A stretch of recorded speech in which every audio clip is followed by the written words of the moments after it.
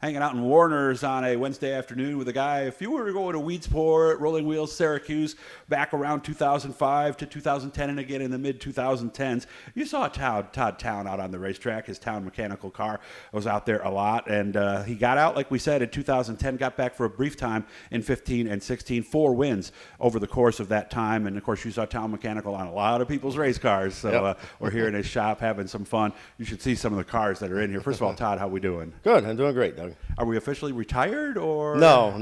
I've got quite a few things still in the oven. I'm still involved in the plumbing industry with AP, and I still am part owner in Car Electric Company. I have a tub repair business, and I now am licensed in the state for cannabis. Very nice. So have we started that yet? Oh yeah. Okay. All right. So we're busy, even though I was able to catch you here on a Wednesday afternoon before golf. So found that nice balance at age 54. Yeah. I mean, I said I'd be able to golf more, if I step back from a lot of the work. But with 4 different businesses that I'm messing with now, there isn't a lot to step back. So I get out Wednesdays at 3:00. At 54, we're not going to be joining the senior tour anytime soon.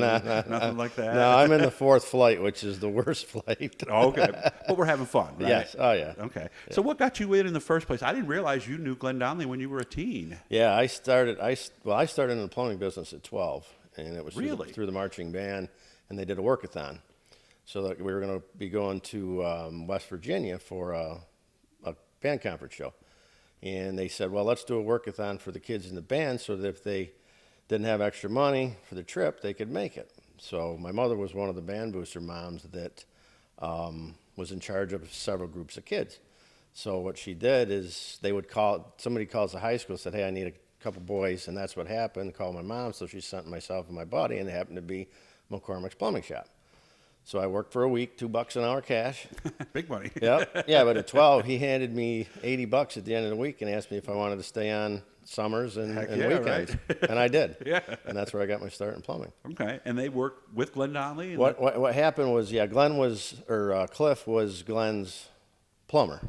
He didn't work for Glenn. Cliff had his own plumbing company, but Glenn would hire Cliff to do all the plumbing at the Speedway. So the water systems, the septic systems, and then the porta-johns. We would manage all those porta-johns for him. So Glenn got to know me at an early age. And then I would say in my 30s, I actually did some investment with Glenn too. Everybody knows about the CNY Raceway Park. But before he was getting ready to sell, and I knew he had the spec cars. So I was like, Glenn, I got to run those spec cars because I've been a dirt fan my whole life. And he said, I'll just get some guys up here and I'll let you run them. So we did, and 2 weeks later I bought a car. Just like that. Just like that. Sportsman. Yeah, okay. Yeah. Was Weedsport your first place? Yeah. Okay. Yep. How did we do right away? If I remember.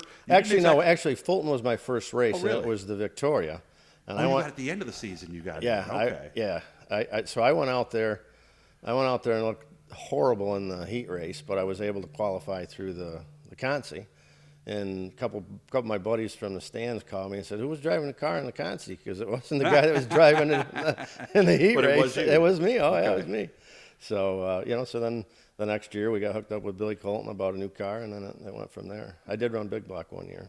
Oh, that's right. Was that in 10, or was that when you came back the second time? No, that might have been 2009. I'd have to see. Okay. But that was an experience. Yeah. So running weekly versus just showing up for 1 week. How did you do? How quickly did it take you to pick it up? It took some time just because, I came from a motocross background, which is a little different. But I had to get in sync with knowing the car, and Mark, who took care of my car, had to get to know the car, how to set the car up. So then we finally get scales, and we would religiously. We had books of every temperature, the type of the night, the track, everything, and so we would reference that every time we went back to that speedway, and where we started off with the set, and then adjust it accordingly. So once we got that down, as long as you get some good brakes and don't get knocked out of the race, we probably had a winning car 80% of the time. Now that doesn't mean I wheeled it up front, yeah, but of course, right. went over the wall a few times. How long did it take you to win? I think my first one was in 2006. Okay, so second season. Yeah. Second full season. Yeah. Do you remember it?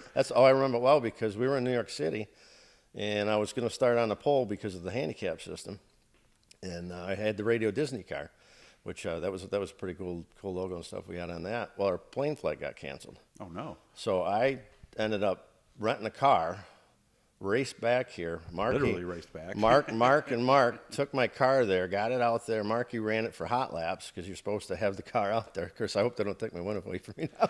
Well, I don't think they could do So that. no, No, but that's not it. I've seen that before. Somebody just let somebody go out. So as long as it's you in the heat. Yes. Yeah, you're it was good. definitely me. So Okay. I pulled in, got in my suit, went out and won the heat race, and then completely walked away from everybody. Really, just a dominant kind of win. Yep. Didn't even look over your shoulders or Nope. anything, huh? No, they do this. Oh, right. That You means kept seeing that getting you'd love bigger seeing that. and- You don't like seeing this. Right. You like seeing that. Yeah, and then all of a sudden, oh no, there's a tire there. So, is there one moment or one race win that sticks out to you? I think that probably was one of the most thrilling times I had. As I went to Eldora Speedway with a big block. With a big block. So I was going down with Beardsley and Jimmy Phelps. I was tagging along with those guys too.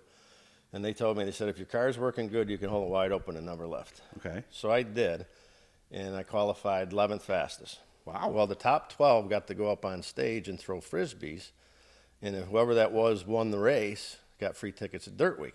Well, there's Danny Johnson, all these guys up there. They don't know who. and Todd Town? Town. Who's this? Who's that guy? Who's this joker? So I'm already saying whoever wins this is not going to get Getting a tickets. free frisbee, right? That's all they're getting, right? So I had a ball. We second guessed on the tires. I went with softs, and I burned them off in 40 laps. Okay. I had Charlie Dunk telling me, get out of the way, get out of the way. So I pulled off. But that was probably one of my funnest experiences, running with all those guys and doing that good. Yeah, I remember when they first started going out there, guys would tell me how much that meant to them. They said the track was that fun. It really was, yeah, huh? Yeah. Okay, all right. What eventually got you out and then back in? Because you were out for 5 seasons. Well, it was really the pit life that made me decide to pull the plug, and I pulled the plug mid-season. I had 3 cars plus a Syracuse car, and we had a lot invested, and we got heckled. It was, we're cheating, we're this, we're that, and You're a sportsman and you're spending that kind of money. Yeah, basically, right? So I'm in the wrong class, and Right.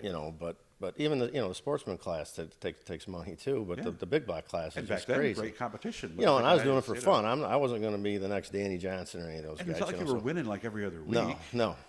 You're winning every year, maybe. So I right? finally pulled the plug, and it was a few years later. After that, Tony Kamuta was my partner, and he ran for a little bit that second time because he didn't want nothing to do with it the first go around we did. So he came to me and said, "Hey, you ever thought about getting back into racing?"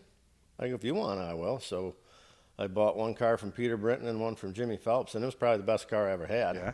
Until I wrecked it, bent the frame. Got about 2 minutes left. Tom. But it was just we got back into it because Tony asked me if I wanted to. I said yeah. Okay. What do you miss about it? I miss going into the corners as fast as you can. Where else can you do that, right? Yeah. No, I do miss that. This year I'm going to get to the tracks because I've really kind of been absent. I'm still on Sammy Reeks's car, have been for That's right, you long are, time. right. Yep. So he just emailed me the schedule because I'm going to come and camp and watch some of these races this year. So I do miss it. Okay. What don't you miss? I don't miss the work, the coordination, and I only did it really once a week. These guys that do it 3 nights a week, 4 nights a week, you got to have full-time help. I mean, I was fortunate that I would have my guys that worked for me during the day plumbing. I'd pull them off and say, hey, clean the car, clean the hymens, grease this, grease that. Right. So it worked out pretty good. So they picked up a whole new skill set. Yep. Basically working for you. Yep. So, all right. So it worked Well, I out appreciate good. you having me out. One of these times perfect. we're going to come out, we're going to look at some of the cars Yeah, that absolutely. he's got in here. Yeah, I went from And racing to collecting cars. There's 4 nice ones and another one that's a frame and a motor right now, so we've got lots to do with that. So, and you sponsored me for a while, so I appreciate that. Yep. So, guys, if you got somebody like Todd you want me to run into that you haven't heard from in a while and you wonder what they're doing, I'll make sure that I do that. So turn on the notifications, subscribe, and anything you can do to help with the super thanks, make sure to do that. Todd, so hit them straight today off the tee, right? Yeah. Something in the, is it 9 or 18? 9. Okay, so something under 40. All right. Let's hope so. That's never happened? That's not going to happen, No, huh? that's not going to happen. All right. Good to see you again. Seriously. Thanks, Doug, very much.